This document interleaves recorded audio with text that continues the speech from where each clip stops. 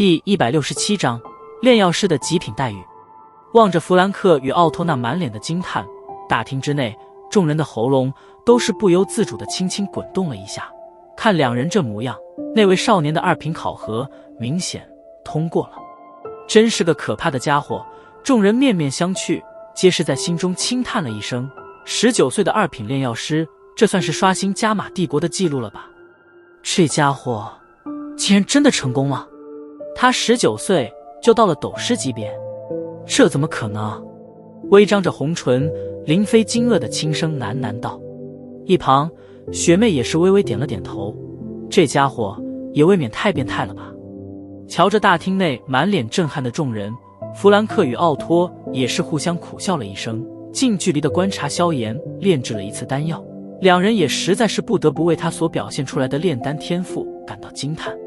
虽然萧炎是第一次炼制考核时的药方，不过那对火候的杰出控制力却绝不会比任何一名真正的2品炼药师逊色，而且炼药时对于各种药材精华部分的提炼也是拿捏得极为精准。如果换成一名有着丰富炼药经验的2品炼药师能有这般表现，弗兰克与奥托倒不会感到有多少惊异。然而面前的家伙可才仅仅19岁啊！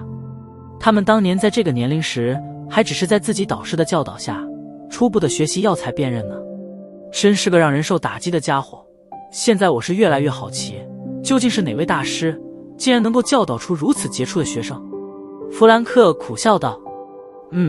虽说这小家伙炼药天赋极为优秀，可再出色的璞玉未经精心雕琢也难以成大器。他的那位神秘导师很是了不起啊，自少。如果换成我俩来教导萧炎，是绝对取不到这种效果。奥托自叹不如的道。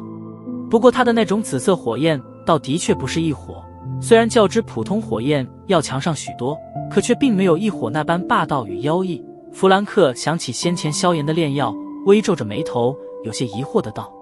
呵呵，的确不像是异火，不过这也没什么，斗气大陆奇人亦是数不胜数，总有一些不被人所发掘的神奇东西。那紫火虽然挺强，不过只是比起同阶炼药师的斗气火焰强上一些而已，与异火相比无疑是相差太远。奥托笑道。点了点头。弗兰克偏过头望着屋内笑道：小家伙，东西收拾好了，那便出来吧。随着弗兰克的音落，萧炎的身影缓缓地从屋内走出，轻拍了拍那身普通衣衫上沾染的一些药粉，目光在大厅内的众人面庞上扫了扫，微微笑了笑。见到萧炎望来，大厅之内的众位炼药师也是回以和善的笑容。虽然以他们的身份在这黑岩城几乎是处于顶尖的地位，平日谁见了都得恭敬地打声招呼，然而面前少年所表现出来的炼药天赋却是让得他们丝毫不敢有所怠慢。毕竟说不得日后这少年便是一位比弗兰克与奥托成就还要更高的炼药大师。见到萧炎出来，弗兰克对着一名手下挥了挥手，后者赶忙快步行出大厅，片刻后用玉盘拖着一套精致的黑色长袍走进来。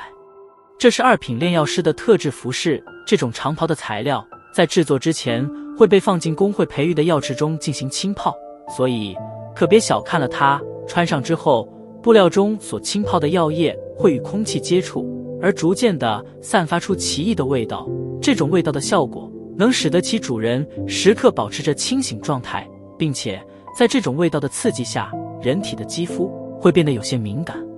而这样则能使得炼药师在炼制丹药时对火候的控制要更加容易一些。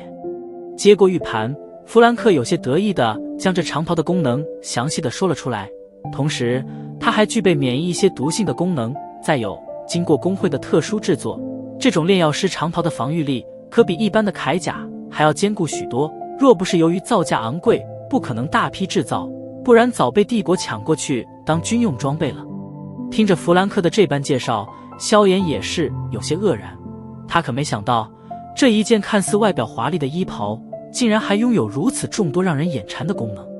难怪很多炼药师都喜欢加入炼药师工会，这种种待遇实在是很让人心动啊。接过黑色的精美长袍，萧炎在其上扫过，只见在那胸部的位置还粘贴着一枚炼药师徽章，徽章之上古朴的药鼎表面2道犹如水银般的波纹，如同活物一般不断地微微扭动着。手掌在漆黑的黑袍上抚过，那股柔软的触感宛如女子柔嫩的肌肤一般，极为美妙。啧，炼药师不愧是斗气大陆最高贵的职业啊，光是这件长袍恐怕造价就不会低于10万金币。爱不释手的上下翻看着黑色长袍，萧炎褪去那件普通的粗布外衫，然后将之套在身上，顿时被黑袍贴着的皮肤就如同浸入水中一般凉爽舒适，而且一股淡淡的异香也是悄悄钻进鼻内，让得他略微有些疲惫的精神为之一振。经过近1年的苦修，萧炎的身材也是逐渐的变得新长，虽然脸庞看上去依然有些消瘦，不过如今穿上这一身得体的漆黑长袍，却竟然是隐隐有几分飘逸的感觉，脸庞上的那最后一抹稚嫩也是被完美的掩藏了下去。望着那穿上炼药师长袍后几乎是犹如焕然一新的萧炎，一旁的弗兰克与奥托也是微笑着点了点头，显然他们对萧炎现在的形象颇感满意。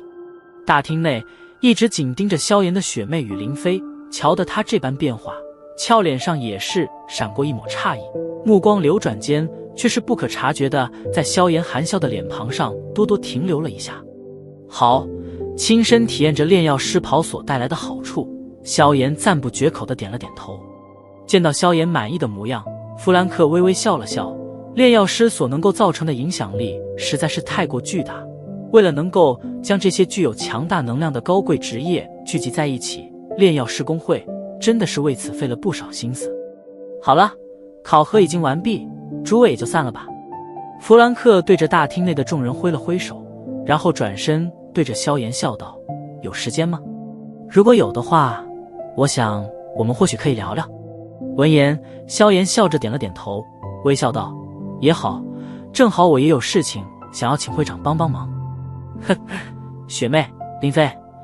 你们和其他几位通过审核的小家伙先去领一品炼药师徽章与衣袍吧，我们还有点事，便不陪你们过去了。对着雪妹笑了笑，弗兰克与奥托对视了一眼，然后两人带路对着大厅之外行去。望着这明显差了一截的待遇，林飞只得无奈地点了点头，然后不满地冲着弗兰克的背影做了个鬼脸，嘟囔道：偏心。走吧，别抱怨了，人家有让老师偏心的资格，若不服气，你也马上去考核2品炼药师吧。雪妹起身对着大厅外行去，轻笑道：哼，有什么了不起吗？林飞轻哼了一声，虽然脚步跟了过去，不过话语中明显没有多少底气。考1品炼药师便已经有些勉强了，还2品，他又不是没有自知之明。萧炎，请坐吧。安静整洁的书房之中，弗兰克笑眯眯地对着萧炎道。随意地在椅上坐下，萧炎开门见山地笑道：两位大师，有问题便问吧，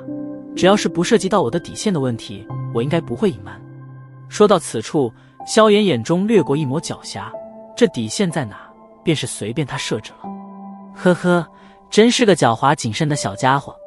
笑着摇了摇头，活了好几十年，弗兰克自然明白萧炎话语中的意思。既然如今也在公会登了记，那我们自然也要履行一些公事。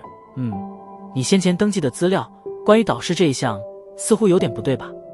在我的记忆中，加玛帝国中似乎并没有一名炼药师大师名字叫做药老。手中扬了扬萧炎先前所登记的资料，弗兰克笑问道：抱歉，在出来之时，我的老师说过不能暴露他的信息，不过他的确没在公会有过记录。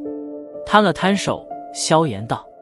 闻言，弗兰克与奥托都是无奈地摇了摇头，看来想从这小家伙口中得到他老师的消息是有些不可能了。好吧，既然你不想说，我们也不为难你。在加玛帝国内也的确有一些隐世强者，并不喜被人得知。叹了一口气，奥托沉吟了一下，问道：最后一个问题是关于你操控的那种紫色火焰，你或许也知道，你的那种火焰并不是一火吧？呵，如果是那倒好了。笑着摇了摇头，萧炎半真半假的道：这紫火是我在一次机缘巧合下从紫金翼狮王那里搞来的，别问我是具体怎么得到的，我偶然在魔兽山脉遇见他，就被他莫名其妙的喷了一口火，要不是有点保命的东西，或许就当场被焚烧了。在事后我才发现体内多了一点紫火。紫金翼狮王，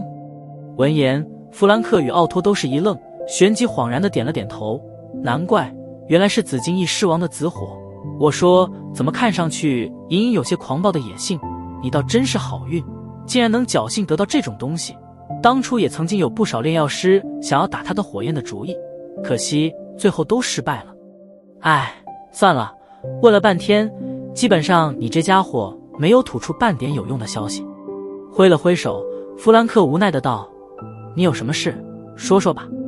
嘿嘿，咧嘴笑了笑，萧炎抿了抿嘴，目光紧紧地盯着两人，轻声道：“我需要一种东西，不知道两位大师能不能帮忙查查，是否别的炼药师拥有？”什么东西？冰灵寒拳。